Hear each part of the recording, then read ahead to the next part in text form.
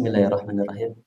Aqulu fi mustahali hadzal liqa. Assalamualaikum warahmatullahi wabarakatuh.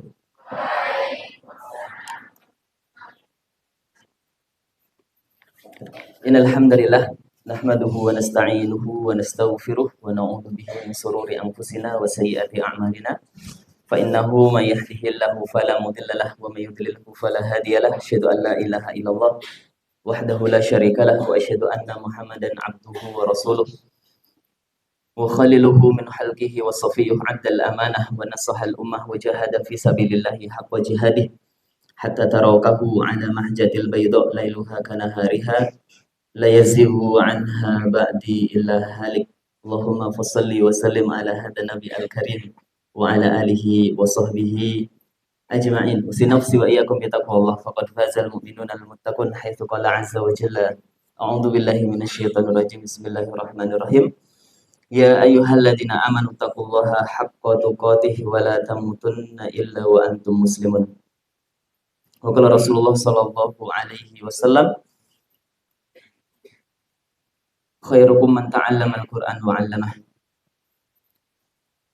Yang sama-sama kita hormati, ya, ada pembina yayasan, ada ketua yayasan mungkin, ada pengurus pesantren dari para asatidah, mudirul ma'had, jazakallahu khairan. Semoga Allah Subhanahu wa taala memberikan keberkahan di dalam sisa umur kita insyaallah, juga kepada para santriwati yang semoga Allah rahmati dan Allah berkahi. Kita bersyukur kepada Allah Subhanahu wa taala pada kesempatan pagi hari menjelang siang ini Allah berikan kepada kita nikmat yang begitu banyak. Kenikmatan yang banyak, yang begitu luas. Kenikmatan yang Allah berikan kepada kita sangat luar biasa banyaknya, laksana samudra yang tak bertepi. Maka seorang yang beriman adalah seorang yang tidak pernah memiliki alasan untuk tidak bersyukur kepada Allah Subhanahu wa taala. Maka mereka selalu bersyukur kepada Allah Subhanahu wa taala atas rahmaniyah dan rahimiyah Allah Subhanahu wa taala yang diberikan kepada kita. Pada kesempatan yang mulia ini, alhamdulillah, sebagaimana yang kita sampaikan waktu bulan puasa, bulan Ramadan kemarin, bahwa al-qaidatut taqul idza wujidal ma butila tayammum, ya. Sebenarnya ini ada Ustadz Haris, mana ada Ustadz Nur, ada Ustadz Firman, Ustadz Tahir, Ustadz Ikhwan. Masya Allah, ini sudah mencukupi sebenarnya. Ini saya nggak layak kayaknya duduk di sini, ya. Tapi ala kulli hal, at-tawassaw bil haq wa tawassaw bis sabr, ya, bahwa bagaimana kita sama-sama untuk saling menasehati di dalam kebaikan dan saling menasehati di dalam kesabaran. Zakatul ilmi, zakatul mal as-shadaqah wa zakatul ilmi at-tabligh, bahwa zakatnya harta itu adalah dengan bersedekah. Membersihkan harta itu adalah dengan kita memberikan sebagian yang kita miliki itu dengan sedekahnya, zakatnya, dan lain sebagainya. Wa zakatul ilmi at-tabligh wa ta'lim, bahwa cara membersihkan ilmu kita, ya, sedikit ilmu yang kita miliki ini, maka cara membersihkannya adalah dengan menyampaikannya. Insyaallah sama-sama kita di sini belajar. Semoga Allah Subhanahu wa taala memberikan kemudahan kepada kita semuanya. Barakallahu fikum para asatidah, para thalibat, a'azakumullah wa iyyakum. Kita pada hari ini, ya, kalau kemarin undangannya, ya, kita diminta Ustadz Firman insyaallah untuk duduk di sini sharing ilmu kaitannya dengan tahun baru Hijriyah, ya Ustadz, ya. Gambaran saya ya hanya kepada thalibat saja, ya, kepada kepada santri. Tapi alhamdulillah insyaallah ala kulli hal insyaallah apa yang akan kita sampaikan nanti menjadi ilmu bagi yang menyampaikan dan kita semuanya insyaallah. Barakallahu fikum. Juga kemarin ada titipan pesan untuk bagaimana penekanan pada materi akhlak dan adab. Insyaallah nanti juga kita akan sampaikan. Berawal dari kegiatan kita bersempena dengan tahun baru Hijriah. Ya, tentunya kita sama-sama harus memaknai dulu, mengilmui dulu bahwa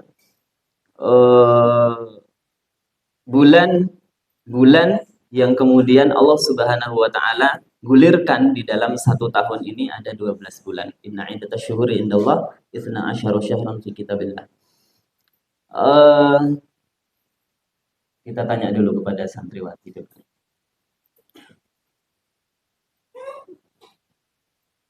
Hijrahnya Rasulullah Shallallahu Alaihi Wasallam itu pada bulan apa? Pada bulan apa? Ada yang bisa menjawab? Pada bulan Muharram?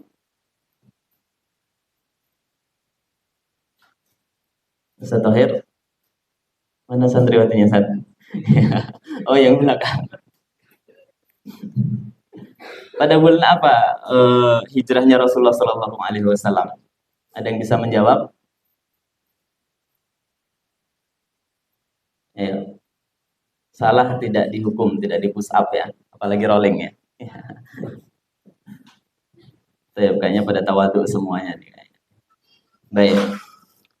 Barakallahu fikum, bahwa sebenarnya kalau kita lihat ya di dalam sirah Ibnu Hisam juga disebutkan bahwa ternyata Rasulullah Shallallahu Alaihi Wasallam itu hijrahnya bukan pada bulan Muharram, ya. Hijrahnya bukan pada bulan Muharram. Cuman kenapa hari ini tahun baru Hijriah itu ya kaum muslimin kemudian memperingatinya gitu ya. Itu justru di bulan Muharram. Nanti insyaallah akan kita sama-sama lihat bagaimana sejarah yang terjadi. Baik, barakallahu fikum. Kalau kemudian kita sama-sama nanti baca sejarahnya, Bai'ah Aqobah itu kan pada bulan Bai'ah Aqobah yang kedua ya, itu adalah pada bulan Dzulhijjah, di akhir dari putaran bulan itu dalam setahun. Kemudian di Bai'ah Aqobah ternyata Rasul Shallallahu Alaihi Wasallam itu sudah menyampaikan bagaimana kesiapan Rasulullah sebenarnya ini ya. Karena Rasul itu kan berhijrah kan atas izin Allah Subhanahu Wa Taala melalui wahyu gitu ya. Rasul Shallallahu Alaihi Wasallam di akhir bulan Dzulhijjah itu sebenarnya sudah siap ya untuk kemudian berhijrah. Ya, maka di akhir Dzulhijjah kemudian setelah itu masuk Muharram. Nah, tetapi kalau nanti sama-sama kita baca, kita lihat di dalam sejarahnya, Rasul Shallallahu Alaihi Wasallam didatangi oleh malaikat Jibril ya untuk kemudian tidak tidur di tempat tidurnya ya, ketika malam di mana orang-orang Quraisy ya mereka berkumpul di Darun Nadwah untuk kemudian perencanaan pembunuhan Rasul Shallallahu Alaihi Wasallam itu, malaikat Jibril mendatangi Rasul Shallallahu Alaihi Wasallam untuk tidak tidur di tempat tidurnya. Maka saat itulah Rasul meminta kemudian Ali bin Abi Thalib ya, insyaallah ini sirah yang sudah sama-sama kita fahami. Itu pada bulan apa teman-teman? Ya. Santriwati, ini kita pakai sirah apa Sat? Nurul Yakin ya. Sudah sampai mana nih sirahnya? Sudah sampai hijrah Sat? Sudah ya. Wah ini. Pada bulan apa? Santriwati, ada yang bisa jawab lagi? Ini perlu disediakan bonusnya Sat ya. Baru pada semangat. Baik. Ada beberapa riwayat yang menyebutkan bahwa Rasul Shallallahu Alaihi Wasallam ya berencana untuk kemudian meninggalkan rumahnya di malam itu ketika Ali bin Abi Thalib menggantikan posisi beliau, itu adalah di akhir bulan Safar. Nah, itu ini Safar. Kemudian kalau kita singkat saja ya karena kita bukan pelajaran sirah nanti. Malah belajar sirah pula hari ini. Rasul Shallallahu alaihi wasallam kemudian menuju ke Gua Sur ya untuk kemudian menghindarkan diri dari kejaran orang-orang Quraisy pada saat itu masih di bulan Safar. Ada yang mengatakan tanggal 26 Safar gitu, di akhir bulan Safar.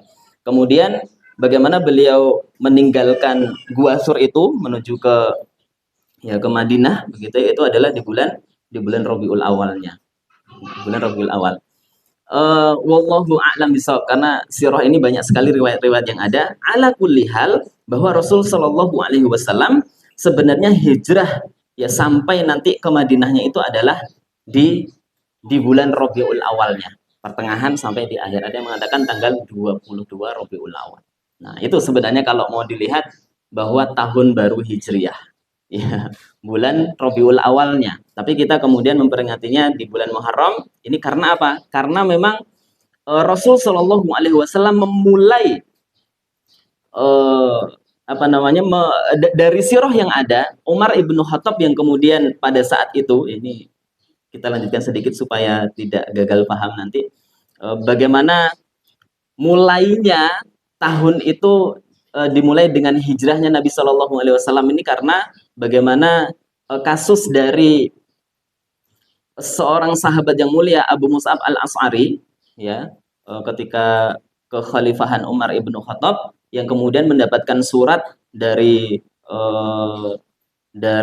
negara-negara yang lain begitu ya, ketika kemudian ada tanggal tapi tidak ada tanggal dan bulannya tapi tidak ada tahunnya begitu ya. Ini tahun keberapa dan lain sebagainya. Maka para asatidah, para thalibat yang dimuliakan oleh Allah Subhanahu wa taala, inilah yang mendasari mereka kemudian untuk bermusyawarah. Ya, bermusyawarah, kita awali tahun ini dari tahun mana nih? Banyak usulan ya, ada yang mengatakan dari kelahiran Nabi saja. Dari wafatnya Nabi Shallallahu alaihi wasallam atau dari hijrahnya Nabi. Nah, ada yang tahu usulan dimulai tahun itu adalah dari hijrahnya Nabi Shallallahu alaihi wasallam ini dari sahabat siapa? Hah? Umar? Serius nih Ustaz? Wah, ini bahaya nih kayak ini. Dari sahabat siapa nih? Umar itu adalah kekhalifahan pada waktu itu. Yang memimpin khalifah pada saat itu adalah Umar ibnu Khattab. Kasus ataupun kejadiannya adalah saat kemudian Abu Musa al-Ash'ari itu kemudian mendapatkan surat tadi. Tetapi secara usul untuk kemudian bermusyawarah iya dari Umar ibnu Khattab. Bagaimana mengumpulkan para sahabatnya untuk kemudian bermusyawarah tentang bagaimana memulai tahun itu dari kapan begitu ya, dari kelahiran atau dari wafatnya Rasulullah atau dari hijrahnya dan lain sebagainya. Itu usulan dari siapa? Yang terang bukan dari Umar bin Khattab. Ada yang tahu? Ya. Dari sahabat siapa? Ya. Ini catatannya terbang nih saat. Baik. Sahabat Ali bin Abi Thalib. Jadi kita sama-sama ingat bahwa bagaimana usulan dari sahabat Ali bin Abi Thalib. Baik. Ini ya sedikit sejarah tentang awal dari bulan Hijrah itu. Jadi sama-sama kita ilmui bahwa ternyata hijrah Rasulullah itu bukan di bulan Muharram, kemudian juga usulannya bukan Umar bin Khattab yang mengusulkan, tetapi sahabat Ali bin Abi Thalib. Baik, sebelum kita pada materi intinya ya, kemudian makna hijrah dulu, insya Allah ini penting ya, karena hari ini kita yang memperingati hijrahnya Rasulullah, kita harus tahu dulu. Hijratun itu dari kata apa, teman-teman sekalian? Asal katanya apa? Hajaro hanya panjang atau pendek? Hajaro yahjuru atau hajaro yuhajiru? Yang mana? Oke, baik. Di dalam kaidah bahasa Arab, ya ini perlu sama-sama kita ketahui juga. Makna hajaro dengan hajaro itu ada sedikit perbedaan. Ya, kalau hajaro tidak ada alifnya, hajaro pendek ya. Maknanya adalah ya intiqal, intaqala yantaqilu berpindah, tetapi perpindahannya itu dekat. Ya, dekat. Jadi kalau berpindah Ustadz Ustadz Thohir berpindah dari Pokura ke Mambaul Quran begitu. Itu hijrah atau intikal saat ya? Intikal ya. Tergantung ternyata ya. Tergantung. Jadi hijrah hajaro itu bisa dikatakan perpindahannya dekat, tetapi ada yang kemudian menyebutkan di dalamnya kalau hajaronya itu pendek, bukan hajaro, itu mananya adalah perpindahan yang mudah, tidak ada kendalanya. Jadi tergantung. Kemarin Ustadz Thohir itu ke sini itu kondisinya banyak kendala atau tidak. Jadi kalau kendalanya itu nggak ada berarti hajaro. Tapi kalau hajaro itu ya itu ada kendalanya. Nanti tanyakan. Banyak kendalanya saja. Berarti panjang ya. Baik. Maka makna yang kedua hajaro yuhajiru, dan ini yang banyak digunakan di dalam Al-Qur'an. Ya, wa may yuhajir fi sabilillah. Ya bentuk mudhoreknya adalah menggunakan hajaro, yuhajiru, hanya panjang. Itu maknanya adalah bahwa perpindahannya memang perpindahan yang panjang dan membutuhkan proses yang tidak mudah, begitu ya. Maka proses hijrahnya Rasul Shallallahu Alaihi Wasallam ini ditunjukkan dengan kalimat yang kedua, yaitu hajaro. Perpindahannya ya banyak sekali hambatan, bahkan sirah yang harus kita ingat adalah bagaimana Rasul Shallallahu Alaihi Wasallam ya memang perjuangan hijrahnya itu tidak semanis yang mungkin kita dengarkan begitu ya. Bagaimana beliau harus mempertaruhkan nyawa beliau dalam hijrahnya ke Madinah tersebut. Barakallahu fikum. Ya, maka ini juga nanti teman-teman ya bisa lihat juga di dalam surat yang pertama kali turun, yaitu surat Al-Alaq, di kalimat Iqra bismi rabbikal ladzi khalaq. Itu kalau dilihat dari sisi bahasanya ya, yang sama-sama mungkin kita pernah pelajari, itu ternyata teman-teman ada yang bawa Al-Qur'an ya, boleh dibuka untuk membuktikan kebenaran apa yang saya sampaikan. Di surat Al-Alaq itu ternyata kalimat Iqra bismi rabbikal ladzi khalaq, bismi rabb itu ternyata ba-nya itu tidak disambung. Ada yang buka mushaf Al-Qur'an? Atau mungkin di Quran saya nih disambung, Ustaz. Tapi ternyata ba dengan sinnya itu ada alifnya. Ya, sudah dapat? Ada yang sudah membuka ya? Disambung atau ada alifnya? Ada alifnya. Ini Masya Allah. Ya, luar biasa ini. Ijazul Quran ini Ustaz Harisman yang kayaknya lebih paham masalah ini. Karena beliau langsung bersama Syekh Zindani ya. Tentang Ijazul Quran ini Masya Allah. Kenapa kemudian di dalam Iqra bismi rabbikal ladzi khalaq itu padahal bismi itu kalau ditulis ya ba sin mim gitu ya. Kenapa kok ada alifnya? Kenapa? Ya. Tadi ya kembali kepada apa yang kita sampaikan tadi bahwa alif itu menunjukkan mat sebenarnya. Ya. Tetapi makna di situ sebagian mufassir kemudian menyebutkan bahwa alif di situ menunjukkan bahwa Rasul Shallallahu Alaihi Wasallam di awal mendapatkan wahyu itu memang beliau tidak bisa, ya, tidak bisa membaca kan, makna biqori begitu ya, nggak bisa membaca. Iqra bismi rabbikal ladzi khalaq. Maknanya di sini adalah bahwa Rasul Shallallahu Alaihi Wasallam itu mengalami ya dalam tanda kutip kesusahan, kesulitan sampai bisnya itu ya pakai alif. Sama juga dalam kata hajaro yuhajiru tadi.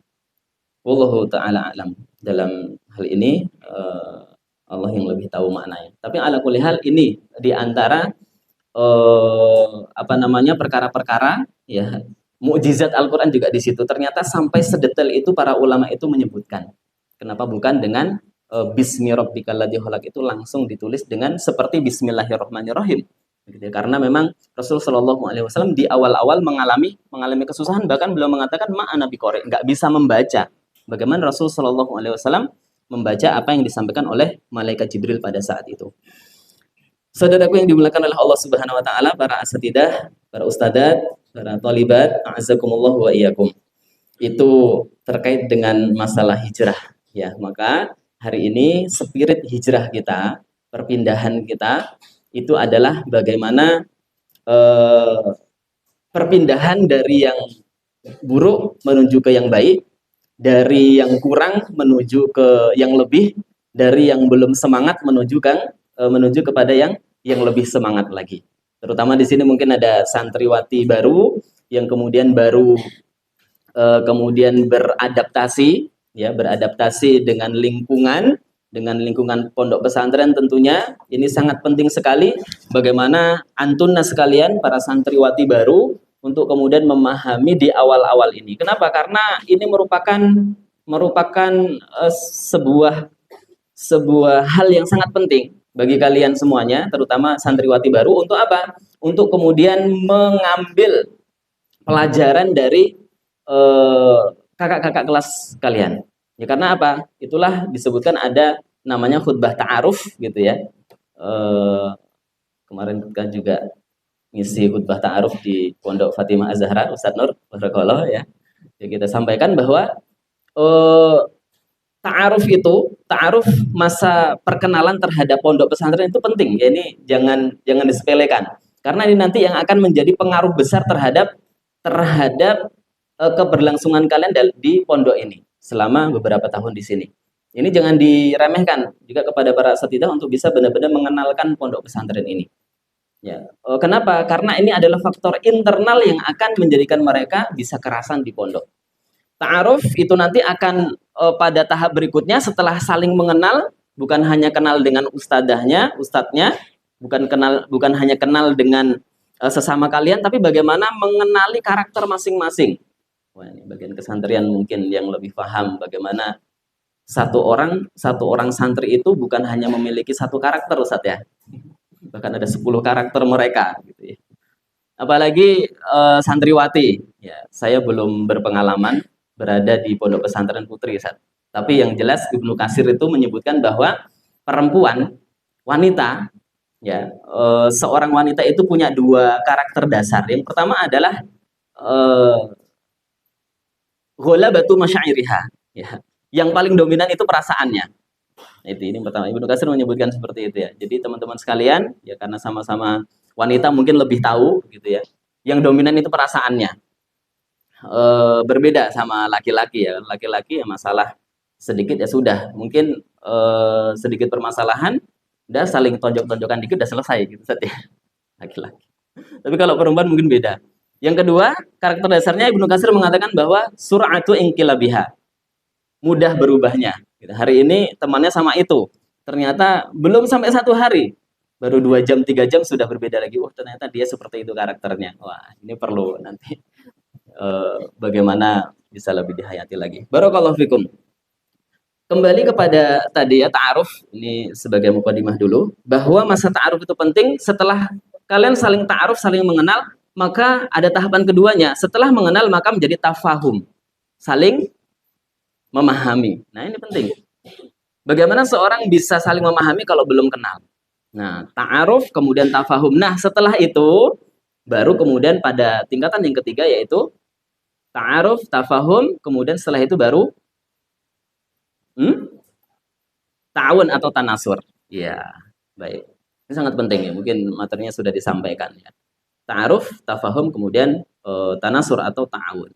Wa ta'awanu 'alal birri wat taqwa wa la ta'awanu 'alal itsmi wal 'udwan. Baik, barakallahu fikum. Saudaraku yang dimuliakan oleh Allah Subhanahu wa taala. Ya. Mukadimahnya cukup sampai di situ ya. Insyaallah. Baik. Spirit kita adalah bagaimana berpindah dari yang tidak semangat menuju semangat, dari yang buruk menuju ke yang baik, dari yang mungkin belum sempurna kita sempurnakan, baik itu para asatidahnya dan juga para santriwatinya. Ya. Inilah yang kemudian akan kita sampaikan bahwa Rasul Shallallahu Alaihi Wasallam, ya kalau kita lihat di dalam banyak sekali buku para ulama begitu ya, disebutkan bahwa Nabi Ibrahim, ya nanti sama-sama kita bisa lihat di dalam ayatnya, ya.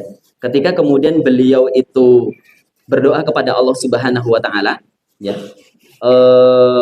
Karena apa? Karena ternyata kalau kita lihat, nanti teman-teman bisa buka ya. Doa yang paling banyak Allah abadikan di dalam Al-Qur'an itu ternyata doanya Nabiullah Ibrahim. Ya, Masya Allah. Bukankah Rabbi habli minas solihin itu adalah doanya Nabi Ibrahim.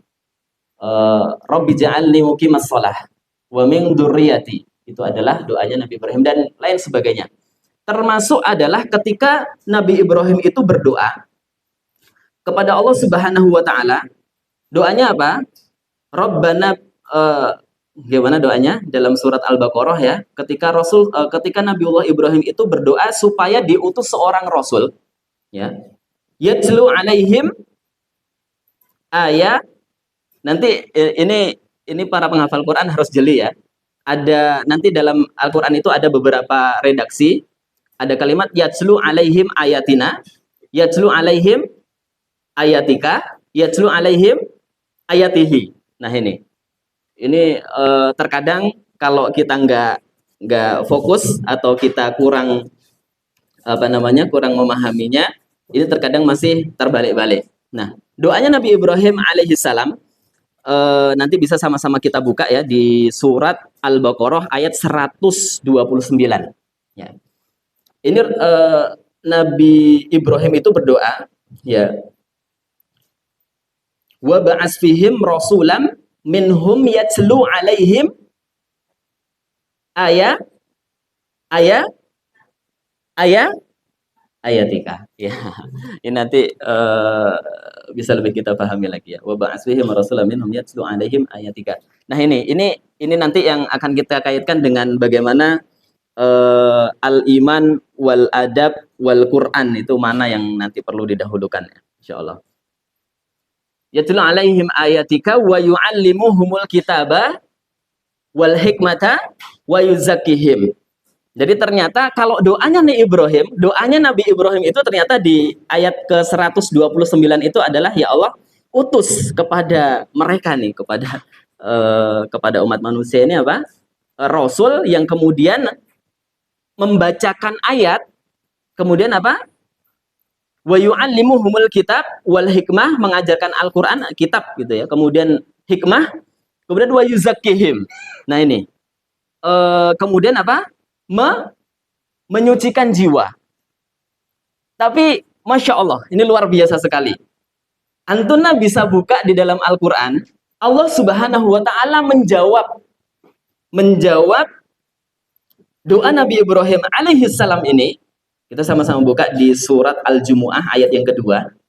Ya, insya Allah sama-sama kita sudah hafal. Huwaladzi ba'atha fil ummiyina rasulam minhum yatlu alaihim ayatihi. Masya Allah. Ya, ini harus ini ayat-ayat yang sama ini ya. Ayatihi, ya. Yatlu alaihim ayatihi wa yuzakkihim. Nah, ini Allah langsung bantah, ya. Jadi ternyata setelah dibacakan ayat itu bukan langsung mengajarkan Alkitab, bukan mengajarkan Al-Quran, bukan mengajarkan hadis. Tadi kan doanya Nabi Ibrahim adalah yatlu alaihim ayatika wa yu'allimuhumul kitab. Setelah kemudian dibacakan gitu ya, diajarkan Quran, hadis, kemudian baru penyucian jiwa. Masya Allah. Allah Subhanahu wa ta'ala kemudian menyebutkan dalam surat Al-Jumu'ah, ini Masya Allah ayat yang kedua, sama-sama kita sudah hafal. Allah balikkan. Yatlu alaihim ayatihi wa yuzakkihim. Masya Allah. Ini pelajaran besar. Bagi kita semuanya para pendidik, ya para asatidah, ini mohon maaf sekali. Ini pelajaran besar sekali. Setelah yatlu, ternyata yang disampaikan itu adalah bukan wa yu'allimuhumul kitab wal hikmah baru wa yuzakkihim, tapi ternyata apa urutannya? Wa yuzakkihim dulu. Masya Allah. Barakallahu fikum para asatidah, para ustadzat, para talibat, a'azzakumullah wa iyyakum. Ini sebuah pelajaran besar kalau kemudian seorang pendidik dan kita juga para thalibul ilmi, karena mazilna thaliban hatal mamat ya, kita semua tetap akan menjadi seorang thalib, seorang pencari ilmu sampai kita meninggal begitu ya.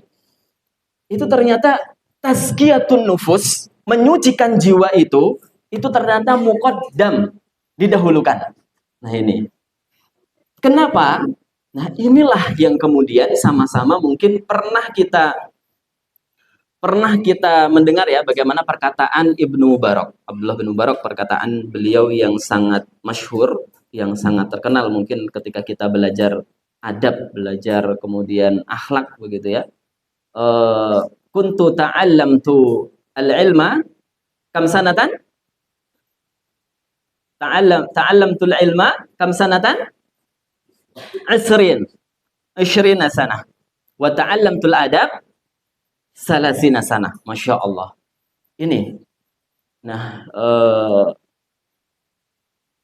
Abdullah bin Mubarak mengatakan seperti itu, bahwa aku itu mencari ilmu 20 tahun dengan bagaimana ilmu yang beliau cari, tapi beliau sampaikan bahwa adab itu dicari sampai 30 tahun. Berarti Ustadz adab dulu 20 tahun baru adab dulu 30 tahun baru setelah itu ilmu. Bukan, maksudnya bukan begitu ya. Ternyata penjelasannya adalah sambil mencari ilmu itu juga adabnya dicari.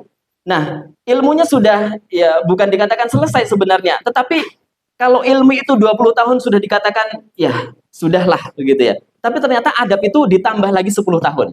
Masya Allah. Oke. Maka itulah yang disampaikan oleh seorang ulama rahimahullah. Beliau bernama Ruwayyim. Mungkin teman-teman ada yang pernah dengar ya kata ini. Nama Ruwayyim. Ya, Ruwayyim. Ketika beliau kemudian melihat anaknya sedang membaca buku, membaca kitab gitu ya. Dibaca kitab, dibolak-balik kitabnya, setiap malam diulang kitab itu. Apa kata Ruwayyim kepada anaknya? Masya Allah. Ya waladi, ya bunaya, atau dengan kalimat yang lain, redaksinya kita tidak tahu pasnya. Beliau katakan, Ruwayyim mengatakan kepada anaknya bahwa ij'al ilmaka milhan waj'al adabaka daqiqan. Masya Allah. Wahai anakku, jadikan ilmu yang kamu cari, kamu mati-matian, kamu kemudian sahirul layal, kamu bangun malam, kamu kemudian menjadikan malammu sebagai siang, siangmu sebagai malam untuk ilmu. Tapi kata Ruwayyim kepada anaknya adalah bahwa jadikan ilmumu itu adalah milhan. Apa milhun? Garam. Waj'al adabaka daqiqan. Tapi jadikanlah adabmu itu seperti daqiq. Apa itu daqiq? Apa? Ya tepung. Masya Allah. Jadi kalau kita buat bakwan Ustadz Thohir kayaknya pengalamannya. Goreng. Itu Ustadz kalau buat bakwan itu Ustadz, ya, itu banyak garamnya atau tepungnya Ustadz? Tepungnya ya. Masya Allah. Jadi kalau kebanyakan garam nanti bukan jadi bakwan kayaknya, ada nama lagi, makanan lain namanya gitu saja. Enggak tahu wallahu alam namanya apa. Masya Allah. Jadi adab itu seperti tepung, jadikan itu seperti tepungnya, kemudian garam itu seperti ya, ilmu itu seperti garamnya. Jadi Masya Allah. Jadi jangan terbalik. Ketika kemudian kita sudah belajar banyak, tapi ternyata kita tidak memiliki adab. Maka kembali kepada apa yang kemudian kita sampaikan tadi, Allah Subhanahu wa taala itu langsung membantah. Bahasa membantah di sini adalah mungkin bahasa terlalu ekstrim ya bahasanya. Membantah apa yang disampaikan atau diminta oleh Nabi Ibrahim, bahwa ya Allah utus kepada mereka itu rasul yang kemudian membacakan yatlu alaihim ayatika atau ayatihi atau ayatina tadi, yaitu setelah dibacakan langsung kemudian untuk mengajarkan Al-Quran dan As-Sunnah begitu ya. Kemudian baru wayuzakihim, tapi Allah katakan dalam surat Al-Jumu'ah, sama-sama kita pelajari lagi tafsirnya ya supaya lebih mengena. Tapi Allah Subhanahu wa taala mengatakan setelah dibacakan ayat itu, setelah tilawah yatslu tadi itu adalah apa? Wayuzakihim langsung. Jadi tazkiyatun nufus itu ternyata diawalkan. Jadi adab itu ternyata lebih diawalkan. Inilah yang disebutkan oleh seorang sahabat Nabi. Hadis ini diriwayatkan oleh Ibnu Majah, Jundub bin Abdillah. Ketika beliau mengatakan kunna ma'an Nabi sallallahu alaihi wasallam. Kami bersama Rasul sallallahu alaihi wasallam. Kami waktu itu belum balik. Ya, fata'allamnal iman qabla an nata'allamal Qur'an. Kami itu ya belajar apa? Iman sebelum kami belajar Al-Qur'an. Fata'allamnal Qur'an fazdadna bihil iman. Baru setelah itu setelah iman kemudian Quran, maka kami belajar Al-Qur'an, bertambahlah iman kami. Nah, hari ini kan kita tidak menutup mata. Ada orang-orang yang kemudian ahli tafsir, ya memiliki tafsir begitu ya. Kita tidak melihat sebelah mata ya. Menulis buku itu ternyata memang ya butuh keahlian gitu ya. Oh, ini kayaknya cuma nukilan-nukilan aja nih bukunya. Ya coba kamu nulis kalau bisa gitu ya. Jadi kita nggak bisa melihatnya sebelah mata. Iya, kita apa namanya menghargai beliau kemudian memiliki tafsir dan lain sebagainya. Tapi ternyata ini tadi kuncinya yang disampaikan oleh Rasul Shallallahu Alaihi Wasallam dari sahabat Jundub bin Abdillah. Riwayat Ibnu Majah bahwa kami dulu, kata beliau Jundub bin Abdillah ini, ta'allamna al-iman. Kami belajar iman dulu, baru kemudian belajar Al-Quran. Nah, kalau sudah iman dulu, kemudian baru Al-Quran, fata'allamna al-Quran fazdadna al-iman. Maka dengan belajar Quran itu nanti akan bertambah iman kami. Ini Masya Allah ya. Jadi jangan sampai kita lihat ada orang-orang yang kemudian memiliki tafsir, tapi ternyata ya tafsirnya ya wal'iyadzubillah, ada beberapa hal yang mungkin kita tidak sepakat dengan apa yang beliau tulis begitu ya. Ini semoga tidak kita alami begitu ya. Barakallahu fikum.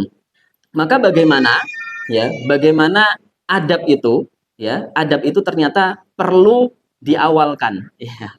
Jadi teman-teman para tholibat ini Masya Allah ya, untuk belajar adab, adab itu seperti apa ya, adab dengan akhlak. Nah, kita pelajari dulu, kita tanyakan dulu, ada nggak perbedaan adab dengan akhlak itu para tholibat? Apa perbedaannya adab dengan akhlak? Kalau adab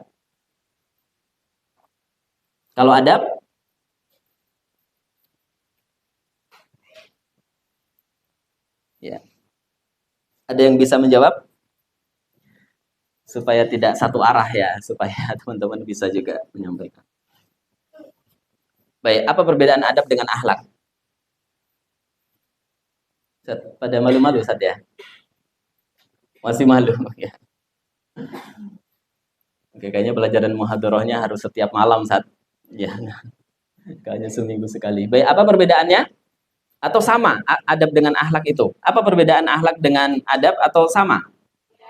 Apa perbedaannya kalau adab? Ya, apa itu Ustaz? Satu orang lah yang menjawab. Apa adab? Kalau satu orang nggak berani. Kalau ya, oke, siap. Silakan yang mengangkat tangan, Masya Allah, Ustaz. Kalau adab, apa Ustaz? Diulangi. Oh, mic-nya ada sebenarnya ya kan? Wah, Ustaz Tahir.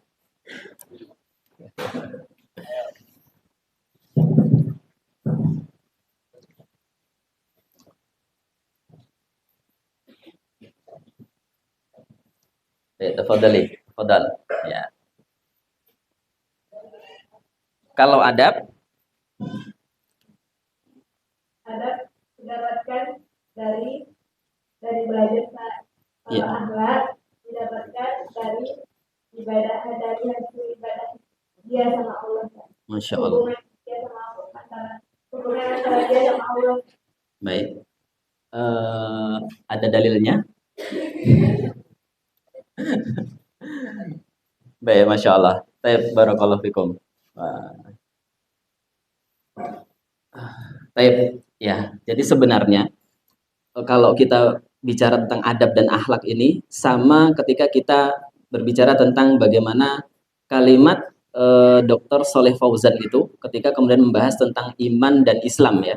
Ida ijtama'a iftaroko wa ida iftaroko ijtama'a. Gitu ya. Sebenarnya adab dengan akhlak ini ya serupa tapi tak sama gitu ya. Sama ketika dikatakan bahwa Islam, orang Islam tuh ya kalau dikatakan Islam saja terkadang masuk ke iman. Dikatakan iman saja kadang Islam juga termasuk ke situ. Sama dengan adab dan akhlak ini. Tapi benar, ini sebagian dari definisi. Definisi adalah bahwa kalau adab itu diperoleh dari pendidikan atau dari belajar. Ya, sikap moral yang kemudian yang bisa dipelajari. Tapi kalau akhlak itu memang dia dapatkan dari beribadah kepada Allah Subhanahu wa taala. Mana dalilnya? Nah ini, dalilnya adalah dalam surat kalimatnya adalah dalam surat Az-Zariyat ketika Allah Subhanahu wa taala berfirman, "Wa ma khalaqtul jinna wal insa illa liya'budun." Nah, ini sudah hafal semua loh. Kok dalilnya kok ke situ? Kok nggak nyambung nih kayaknya.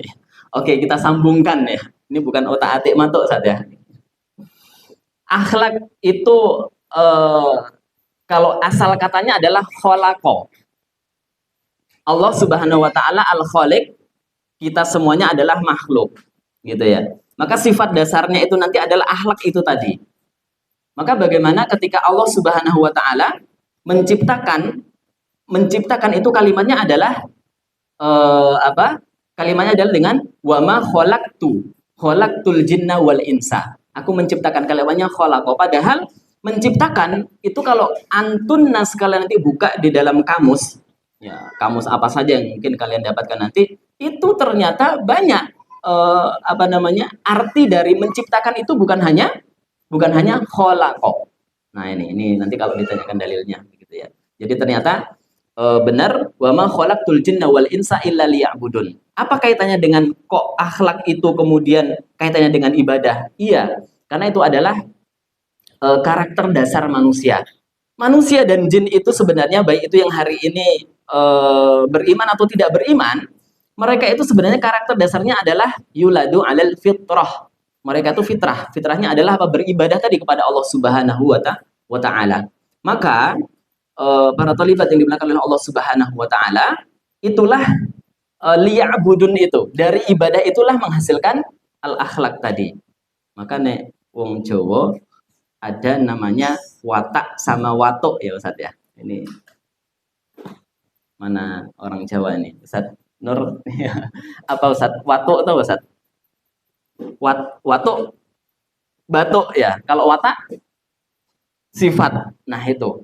Jadi watak sama watuk itu ya. Kalau watuk itu diobati ya minum komik, konidin atau lain sebagainya mudah. Tapi kalau sudah watak gitu ya. Wataknya itu Masya Allah ya. Memang nggak bisa mau diobatin ya, bahkan terapinya itu sudah berkali-kali. Kalau sudah menjadi karakter ya terkadang susah untuk dirubah, akhirnya menjadi sebuah kebiasaan. Barakallahu fikum. Maka itu akhlak dan adab tadi. Nah, apa yang mendasari kita bahwa ternyata kehidupan manusia itu, bahkan kalau kita lihat ya hadis-hadis yang kemudian kita baca, ada sebagian ulama yang kemudian menyebutkan bahwa kehidupan manusia ini kalau dikatakan 100%, maka 75%-nya adalah kehidupan akhlak. Masya Allah. Ya. 75% sampai disebutkan bahwa kehidupan manusia itu adalah akhlak. Ya, maka akidah yang benar itu akan kemudian ya menimbulkan akhlak yang baik. Akhlak yang buruk itu dikarenakan akidahnya tidak baik. Nah, maka ini Masya Allah. Jadi ternyata ketika kita belajar ya, kita belajar di pondok pesantren ini, terkadang ya mohon maaf hari ini kan namanya menghafal Al-Quran ini kan sudah menjadi tren ya, sudah menjadi tren. Kalau hari ini ya menghafal Al-Quran ini sudah menjadi tren, sudah menjadi ya bahkan masyarakat umum saja mereka sudah mulai paham untuk anak-anaknya dikenalkan dengan Al-Quran sejak dini, sejak kemudian bahkan di dalam kandungan begitu ya. Tapi hari ini PR-nya adalah bukan lagi memahamkan kepada masyarakat untuk faham dan memahami, menghafal Al-Quran, tetapi lebih sudah naik lagi sebenarnya jenjang hari ini adalah apa? Bagaimana menanamkan kepada anak didik kita, kepada manusia ini untuk apa? Untuk berakhlak dengan Quran itu. Nah, karena mohon maaf ya kalimatnya ini mungkin agak sedikit kasar. Hari ini banyak penghafal Al-Quran, tetapi akhlaknya berantakan. Wah ini, Masya Allah ya, waliyadzubillah. Bukan berarti ini kemudian mengedonkan kita untuk menghafal Al-Quran, bukan. Kenapa? Karena memang ada, ya, ada oknum yang ini insya Allah tidak terjadi di sini. Hari ini seperti itu. Maka saudaraku yang dimuliakan oleh Allah Subhanahu Wa Taala, maka untuk kita sama-sama ketahui, kita ilmui, kita fahami bahwa yuk sama-sama kemudian kita memperbaiki adab kita, ya, adab kita kepada ustadznya, adab kita terhadap sesama kita, ya. Kemudian terpenting adalah bagaimana adab kita dan akhlak kita kepada Allah Subhanahu Wa Taala. Baik,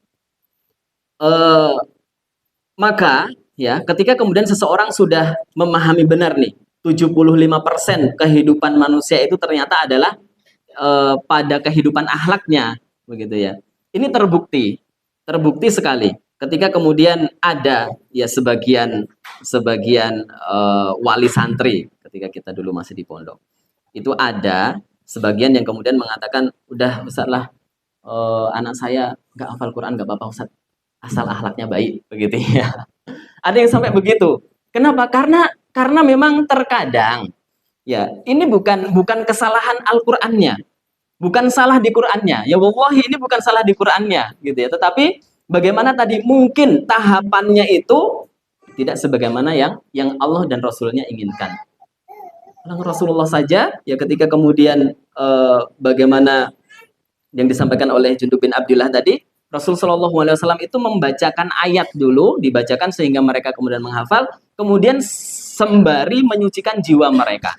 Ya. Tazkiyatun nufus itu selalu. Ya. Nah, tazkiyah itulah tadi yang namanya tazkiyah itu adalah adab tadi. Ya, bahkan kalau mungkin teman-teman pernah ya kenal ya, ada santri kita, santri Darul Quran Wasunnah dulu, itu yang kemudian dia diterima di Sulaimaniyah. Risman mungkin tahu, anak beliau ya. Itu waktu kita ketemu dengan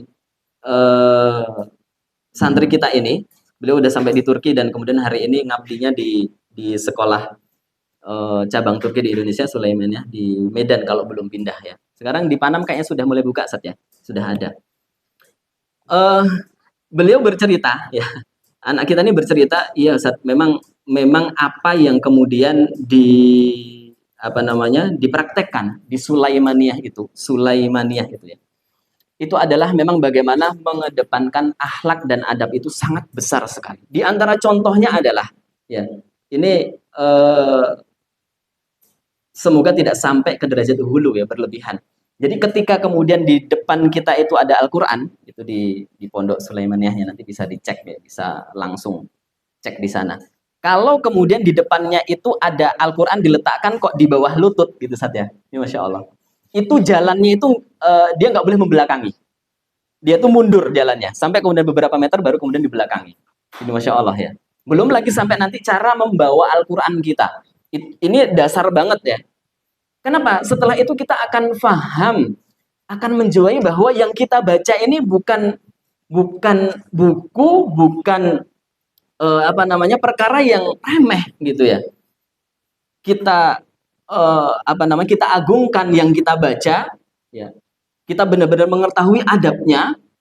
Ini yang kemudian mungkin bisa jadi, wallahu a'lam. Ya, inilah yang mungkin bisa jadi kurang di tempat kita seperti itu. Ya. Barakallahu fikum, maka ya kita mungkin tidak sampai kepada kita harus sampai berjalannya itu tidak membelakangi Al-Quran begitu ya. Mungkin tidak sampai seperti itu, tapi bagaimana kita lebih lagi nanti bagaimana untuk menghormati dan adab kita terhadap Al-Quran yang kita hafalkan ini. Kenapa? Karena ya kita pondok pesantren tahfidzul Quran. Insya Allah kita adab dan akhlak kita terhadap Quran itu juga kita lebih tahu begitu ya. Maka ya ketika kemudian kita sudah memahami benar ya tentang bagaimana ternyata adab itu lebih didahulukan ya. Adab kita kepada sesama, kepada Al-Qur'an tadi juga, kepada Allah Subhanahu wa taala itu lebih muqaddam. Ya, maka disebutkan bahwa berapa banyak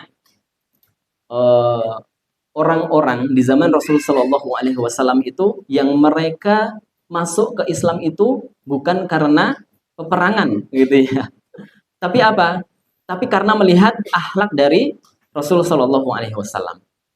Ya, bagaimana orang-orang Quraisy yang mereka kemudian melihat begitu indahnya akhlak Rasul Shallallahu Alaihi Wasallam, akhirnya mereka kemudian tergerak untuk masuk ke dalam Islam. Jadi ternyata penaklukan demi penaklukan ya, ada peperangan yang memang banyak sekali peperangan yang terjadi di zaman Rasul Shallallahu Alaihi Wasallam. Kalau dihitung nanti ya sangat banyak sekali, baik itu yang ghazwah ataupun syariah, sangat banyak. Tetapi tahukah kita, para ulama menyimpulkan bahwa dengan peperangan itu ternyata jumlah yang masuk Islam karena ghazwah dan syariah tadi itu ternyata ya jumlahnya tidak signifikan begitu ya bahasanya. Apa yang menjadikan mereka itu salut, mereka itu kemudian simpati terhadap Islam ini adalah dengan akhlak kita. Maka para tholibat yang dimuliakan oleh Allah Subhanahu wa taala, demikian juga antuna sekalian. Antuna ini adalah merupakan apa? Cerminan dan gambaran dari pondok kita. Tunjukkan akhlak mulia kita. Orang menilai kita, ya mungkin tetangga kita nanti ketika kita pulang gitu, itu mondok di mana ini, masya Allah gitu ya. Akhlaknya, bagaimana hubungan dengan masyarakatnya baik begitu ya. Itu yang akan ternilai. Karena itulah yang akan mereka lihat. Bukan, mohon maaf, bukan hafalan kita dulu gitu ya. Bukan ketika kemudian orang tua kita, anak saya di pesantren ini masya Allah ya, adabnya semakin baik begitu ya. Kalau sangat 180 derajat lah berubahnya. Akhirnya apa? Semangat orang tua kita untuk kemudian menyebarkan bagaimana pondok kita ini bisa kemudian lebih berkembang lagi. Ya. Dan ini adalah ada pada antuna sekalian. Ya, masya Allah. Barakallahu fikum. Baik, maka tentang adab, insya Allah sudah ada materinya ya. Materi adab itu ada di dalam mungkin kurikulum nanti. Ya, maka saya tidak membahas masalah adab itu seperti apa. Tapi ala kulli hal bahwa ternyata ya saat kemudian seseorang itu ya berilmu kemudian adabnya tidak baik, ini menunjukkan bahwa ketidakbenaran ilmunya. Dan saat orang yang ahli ibadah itu akhlaknya tidak baik, ternyata ahli ibadah itu sebagaimana seorang ahli ibadah yang tidak berilmu. Ada sebuah hadis yang ini menjadikan kita semakin berpikir panjang bahwa benar ya yang dikatakan oleh Ibnu Mubarak, benar ya yang disampaikan oleh Junub bin Abdillah tadi, yang diriwayatkan oleh Imam Ibnu Majah tadi, bahwa adab itu sangat mempengaruhi dalam kehidupan seseorang. Ilmu dan ibadah seseorang itu ternyata ada pengaruh besar terhadap akhlaknya. Bukankah kita pernah mendengar ketika Rasul Shallallahu Alaihi Wasallam bersabda, siapakah orang-orang yang merugi, gitu ya, orang-orang yang bangkrut, gitu ya. Ini insya Allah teman-teman sudah paham semuanya. Kita akan kaitkan dengan adab itu. Ternyata para sahabat mereka mengatakan orang yang bangkrut itu adalah al-muflisu fina man la dirhama wala dinar. Mereka yang tidak punya uang, nggak punya dinar dan dirham. Tapi ternyata Rasul Shallallahu Alaihi Wasallam mengatakan bukan. Ternyata orang-orang yang bangkrut itu adalah ya mereka yang datang pada hari kiamat. Ingat ini kita garis bawah ini ya. Man ya'ti yaumal qiyamah bi sholatihi, dia bukan orang yang nggak sholat. Mohon maaf ya, mungkin sholat tahajudnya juga lebih dari kita, gitu ya. Sholat sunnahnya dijaga 12 rakaat atau 10 rakaat sehari semalam gitu ya, ba'diyah dan qobliyahnya dijaga semuanya. Tapi kata Allah Subhanahu wa taala, ya, man ya'ti bi sholatihi, dengan pahala sholatnya, dengan pahala sedekahnya, dengan pahala puasanya, berarti dia puasa, dia zakat, dia kemudian sholat. Tapi dikatakan bangkrut. Kenapa? Masya Allah. Pengaruhnya atau masalahnya adalah pada wa qad daraba hada wa syatama hada wa safaqa dama hada dan lain sebagainya. Tapi ternyata ada perkara yang dia itu luput, tidak diperhatikan sama dia, yaitu masalah akhlaknya. Dia pernah memukul, ya, dia pun pernah kemudian menghina. Nah, ini kasus bagaimana menjaga hati di pesantren ini kan besar nih Ustaz ya. Saya tadi lupa saya mulai jam berapa tadi Ustaz ya. Ini sudah jam 10 ya. Saya nggak lihat. Ya, berapa menit lagi Ustaz? Masih panjang waktunya ya. Oke. Karena idza tawal majelis setan aula bihi. Kalau banyak panjang-panjang majelisnya nanti setan yang ikut bermajelis gitu ya. Insyaallah. Tapi ala kulli hal kita tambah sekali lagi. Ini sebagai introspeksi bagi yang menyampaikan juga bahwa ketika kita memperbaiki ubudiyah kita kepada Allah, sholat kita, Quran kita, tilawah kita, one day one juice kita yang kita pertahankan ini, puasa, sedekah dan lain sebagainya. Ya Allah, kita perlu kemudian tarik nafas untuk kemudian memperbaiki tazkiyah dulu. Ada nggak orang yang kemudian tersakiti dengan lisan kita? Wah, lisan gitu ya. Jadi hari ini kan lisan kita bukan lagi mulutmu harimaumu gitu ya, tapi jarimu harimaumu gitu ya. Yang kita tulis itu, masya Allah. Jangan-jangan ada yang tersakiti. Ya Allah, ternyata ini kok sepele banget ya. Menurut kita sepele, wa huwa indallahi adzim. Kita anggapnya sepele, tapi menurut Allah besar. Kenapa? Inilah kehormatan seorang muslim. Nah, maka apa? Kita pernah memukul yang mungkin menurut kita, ini kan mukulnya enggak ya memukul main-main aja misalnya ini teman-teman ya. Kalau di Pondok Putra mungkin mukulnya main-main gitu ya. Kamu mukul dia, ya Ustaz kan cuma main-main gitu ya. Kalau santriwati ada nggak Ustaz kayak gitu Ustaz ya? Nggak tahu masalahnya kasusnya seperti apa. Mungkin lebih ke lisan kali ya. Mungkin lebih ke lisan. Nah, ini lisan juga seperti itu. Sampai masya Allah, kalau nanti teman-teman lihat ya dalam hadis-hadis itu tentang bagaimana adab ini 75% itu masya Allah kayaknya memang tidak kita bantah deh itu ya. Jadi kalau ada seorang ulama mengatakan bahwa 75% kehidupan Islam ini adalah di akhlaknya memang benar. Karena semuanya diatur dengan akhlak itu. Nah, sampai dikatakan al-muslimu man salimal muslim min lisanihi. Pernahkah kita kemudian bahas ini dengan benar-benar penghayatan begitu ya? Sampai kalau kita mau dikatakan muslim ya, muslimnya seseorang itu adalah orang yang kemudian man salimal muslimin lisanihi. Ya Allah. Kayaknya remeh banget gitu ya. Kita bisa menjaga lisan kita kepada sesama kita gitu ya. Itu sudah sampai dikatakan al-muslimu man salimal muslim min lisanihi. Masya Allah. Jadi masalahnya begini. Mafhum mukhalafahnya adalah saat ada orang yang mengatakan muslim, bahkan dia mungkin mukmin, bahkan muhsin, dia mungkin bahkan ya menghafal Al-Quran, penghafal Al-Quran. Tapi mohon maaf kalimatnya pedes gitu ya. Setajam silet gitu ya. Memang ya Allah luar biasa tidak mampu untuk menahan lisannya. Tadilah sampai kepada hadis yang disampaikan oleh Rasulullah SAW itu memang benar ternyata ya. Kenapa? Ya kalau kita tergores sesuatu itu mungkin berapa bulan, 2 bulan, 3 bulan lah mungkin nanti akan hilang. Tapi kalau sudah hati kita yang tergores, terkadang memang begini ya. Kalau udah begini, udah nggak mengeluarkan kalimatnya udah nggak keluar. Jadi sakiti seseorang sudah begini ya. Begini itu udah ngomongnya udah dalam hati, udah nggak keluar lagi gitu ya. Sudah ya Allah. Maka masya Allah. Jadi jangan sampai ketika kemudian Allah Subhanahu Wa Taala mengatakan ini kita harus takut ya. Dakwatul madlum begitu ya. Seorang yang didolimi. Kedoliman itu bukan hanya dengan fisik kita yang kita melakukan dengan fisik kita, tapi dengan lisan kita. Saat kita tidak sengaja mendolimi seseorang dan dia kemudian berdoa kepada Allah Subhanahu Wa Taala, laisa bainahu wa bainallahil hijab. Ini masya Allah. Jadi teman-teman yang hari ini mungkin sedang merasa terdolimi itu bersyukurlah. Kenapa? Karena antum itu dalam kondisi dakwahnya mustajab gitu ya.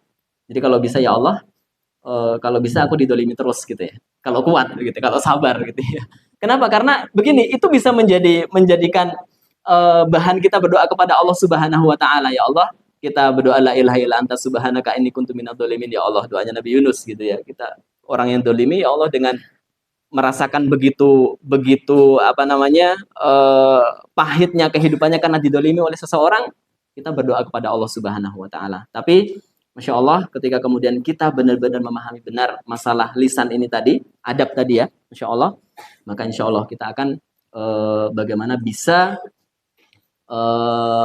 muamalah kita kepada antara tolibat, kepada para asatidah, kepada kita semuanya, Insya Allah akan terbangun dengan baik.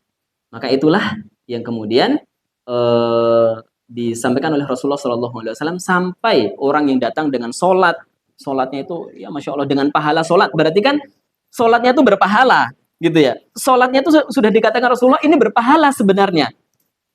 Kenapa? Karena ada orang yang sholat tapi dia sholatnya hanya menggugurkan kewajiban, gak ada pahalanya. Lah ini Rasul sampaikan bahwa sholatnya itu berpahala, bisolatihi wa saumihi wa zakatihi wa sadaqatihi, begitu ya, ada pahalanya sebenarnya.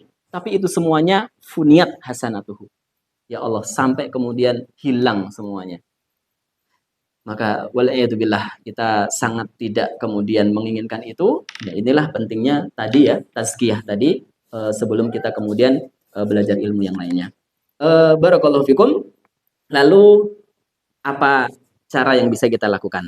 Nah, yang kita lakukan ketika kemudian seseorang ingin mendapatkan ya adab tadi ya, adab yang baik, akhlak yang baik, sembari kita terus bagaimana bisa memperbaiki ilmiah dan juga ilmu kita, mencari ilmu, maka apa yang harus kita lakukan? Usaha apa yang bisa kita lakukan? Yang pertama, ya, usaha yang bisa kita lakukan adalah yang pertama adalah doa. Nah, ini penting.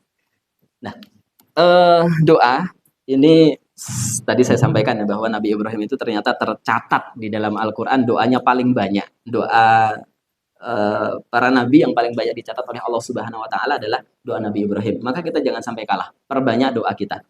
Nah, doa kita, doa yang kemudian kita ucapkan, ya, banyak nanti doanya bisa kita sebutkan bahwa, tapi kita harus pahamkan dulu bahwa doa itu ternyata sangat mempengaruhi kehidupan kita. Jadi hubungan kita kepada Allah Subhanahu Wa Taala ini dipengaruhi besar dengan doa yang kita ucapkan.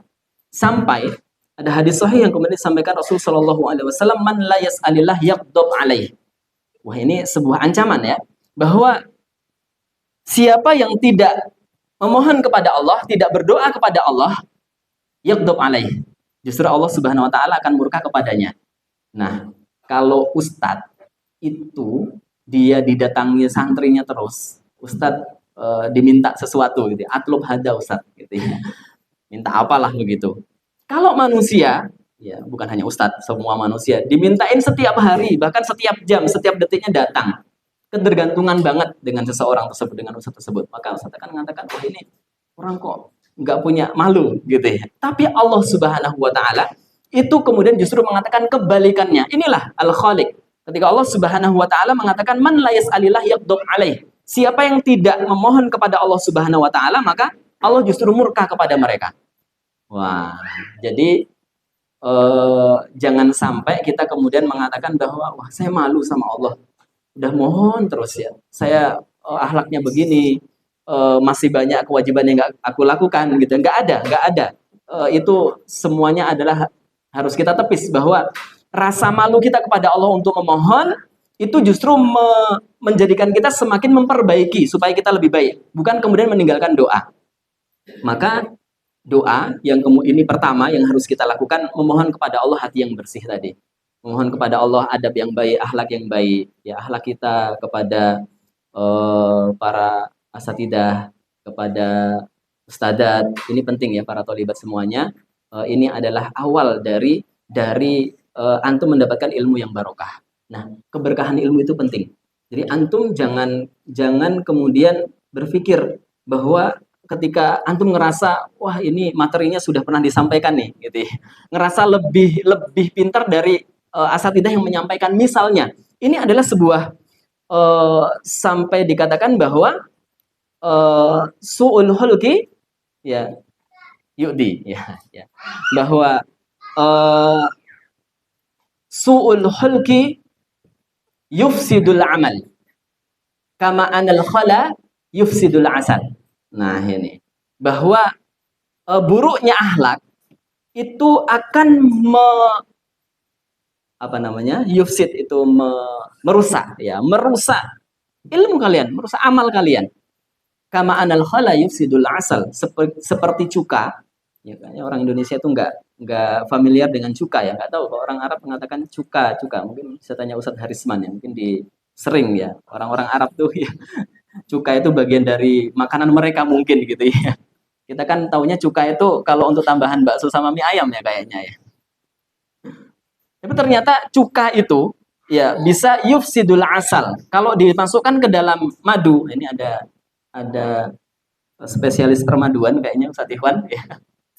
Ya, permaduan, madu asli Ustadz ya. Ya. Baik.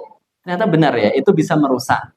Maka antunna sekalian ini, wallahi, ketika antum tunjukkan akhlak antum, kemudian adab antum yang baik kepada para ustadzah, kepada para ustadz, asatidah, ini sebuah modal bagi antum. Ya mungkin antum tidak secepat hafalannya kepada teman antum.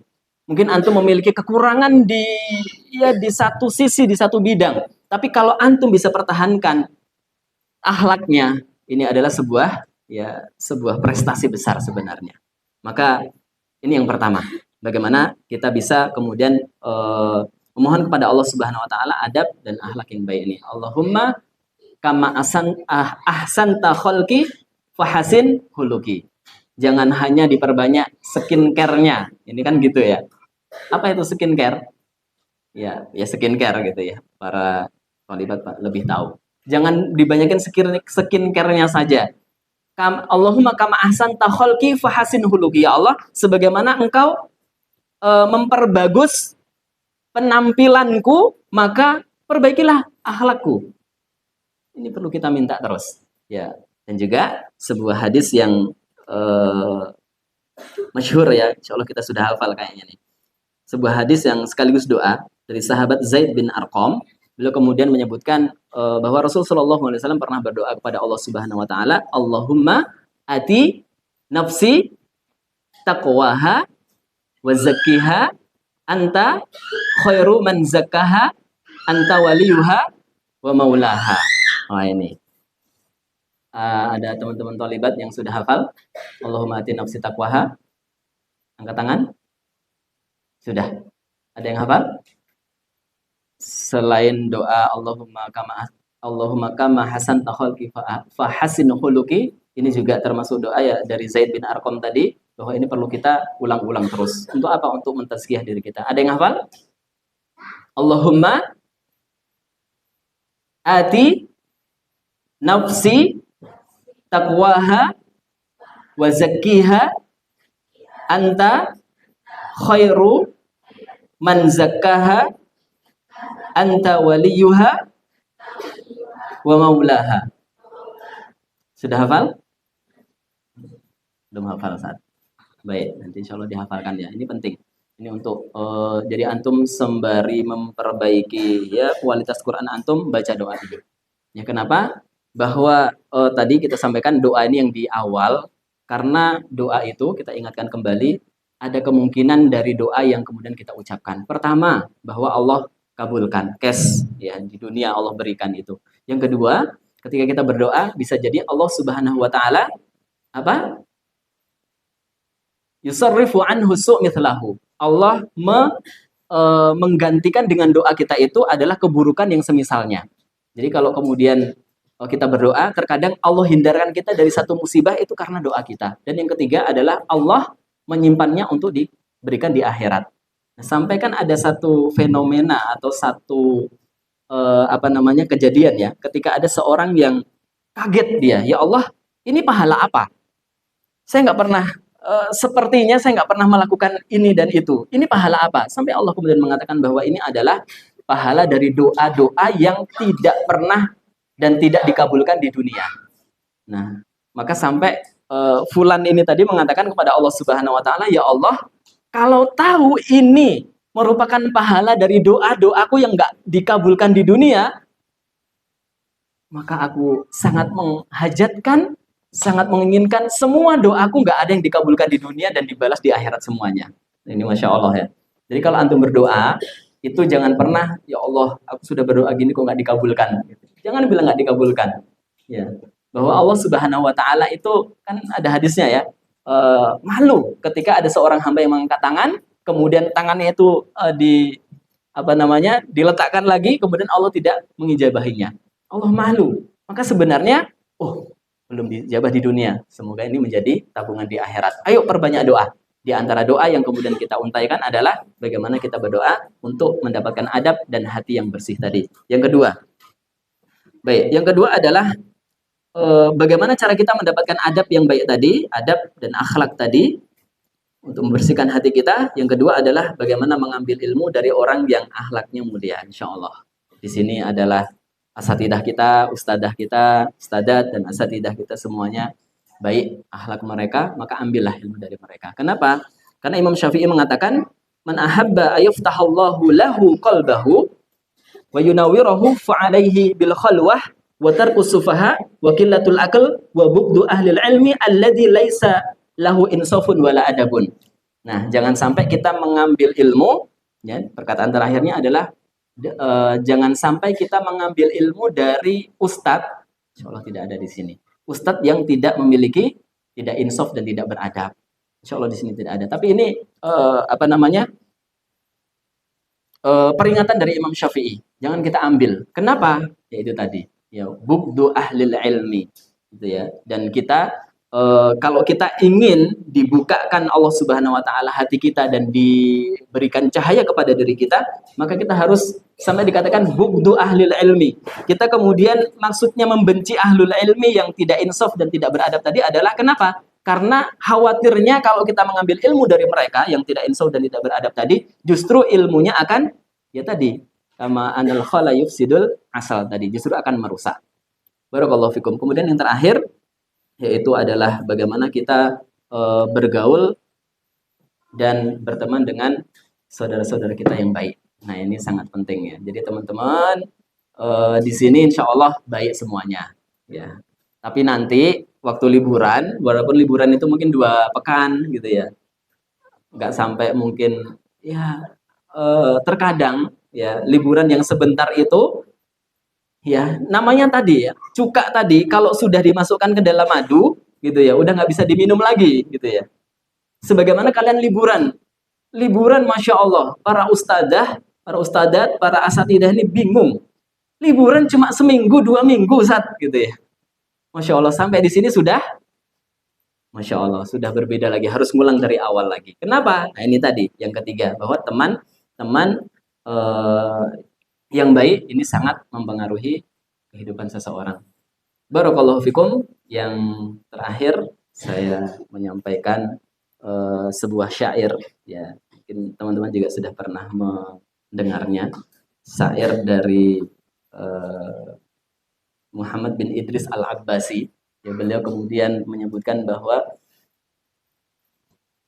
sebuah ini syair untuk kita semuanya ya di pondok. Ketika di pondok ada peraturan yang kemudian harus kita taati, ada sebuah regulasi, ada sebuah hal yang harus kita pahami semuanya, teman-teman para santriwati, para tholibat sekalian untuk bisa memahaminya, maka bagaimana kita bisa mengambil pelajaran dari kutipan sedikitlah potongan dari syair yang kemudian disebutkan oleh Muhammad bin Idris Al-Abbasi ini.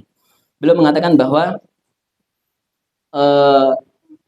kaifa yakunul bunyanu tamamuhu idza kunta tabnihi wa ghairuka yahdimu. Ya. Idza sebentar ya, saya berpikir dulu. Oke, kita ulang sekali lagi. Kaifa yakunul bunyanu tamamuhu idza kunta tabnihi wa ghairuka yahdimu.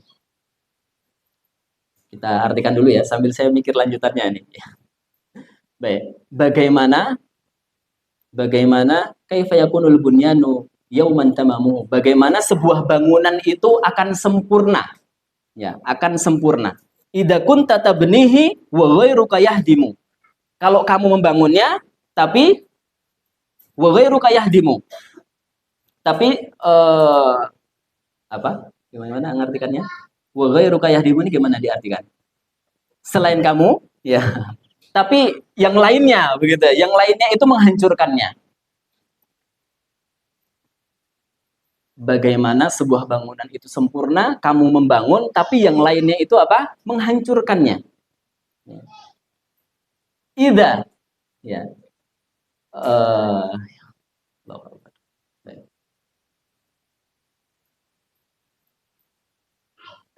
Fakaifa, fakaifa ya Allah. Gimana nih? Baik, sebentar ya, saya berpikir. Sebuah syair ini sangat bagus sekali untuk bisa kita praktekkan di sebuah pesantren. Bahasa Indonesianya begini ya, nanti semoga bisa ingat itunya, syair Arabnya. Bagaimana kita membangun sebuah bangunan, kamu membangunnya, tetapi selain kamu menghancurkannya. Jika bangunan itu dihancurkan satu orang itu cukup, gitu ya. Menghancurkan satu bangunan ini satu orang cukup. Wa kaifa bibanin alfuhadim. Nah ini. Wa kaifa bibanin alfuhadim. Bagaimana kalau yang membangun ini satu, yang menghancurkannya 1000 orang, begitu ya. Nah ini. Ini adalah sebuah peraturan. Mungkin wallahu alam ya, bagaimana peraturan bahasa kita di sini ya. Kalau kemudian kita sudah mulai mempraktekkan bahasa Arab gitu ya. Kalau satu orang saja yang kemudian melanggar bahasa misalnya, itu kemudian berpengaruh kepada seluruh santri. Nah, gimana kalau kemudian yang melanggar bahasa itu justru 10, yang taat itu cuma 1. Nah, ini kan lebih parah. Maka mari sama-sama untuk bisa kita pahami bahwa semua yang kita lakukan, semua yang kita kerjakan di pondok pesantren ini, ya insya Allah semuanya terkait dengan apa yang menjadi cita-cita besar kita, bahwa hari ini, nih teman-teman para asatidzah, insya Allah hari ini adalah sebuah kemuliaan bagi kita. Hari ini kan pada zaman di mana kaum muslimin ini runtuh, tapi Allah berikan kepada kita kesempatan, para pengajar ya, para pendidik. Ini adalah diberikan kesempatan untuk apa? Untuk menyiapkan generasi yang akan apa? Yang Allah janjikan, begitu ya. Jadi ketika kemudian hari ini kaum muslimin sedang berada pada titik terendahnya mungkin, begitu ya. Dan hari ini kita termasuk dari orang-orang yang ingin menyiapkan kader-kader terbaiknya. Ini, walaupun mungkin kalau bahasa Jawanya lagi bahwa tidak tidak nemuni nggak bisa bahasa Jawa lagi nih, tidak mendapatkan masa kejayaannya nanti, kita tidak bertemu dengan masa itu, tapi kita sudah menyiapkan kader-kader kita yang terbaik, insya Allah. Barakallahu fikum. Ini yang mungkin bisa kita sampaikan pada kesempatan yang mulia ini. Semoga apa yang sedikit ini bisa sama-sama kita pahami, tentunya menjadi ilmu bagi yang menyampaikan, bagi saya pribadi, dan kepada kita semuanya. Mari kita akhiri, kita tutup pertemuan ini dengan doa kafaratul majelis. Subhanaka Allahumma wa bihamdika, asyhadu an la ilaha illa anta, astaghfiruka wa atubu ilaik. Akhiru da'wana alhamdulillahirabbil alamin, wallahul muwaffiq ila aqwamit thoriq. Assalamualaikum warahmatullahi wabarakatuh.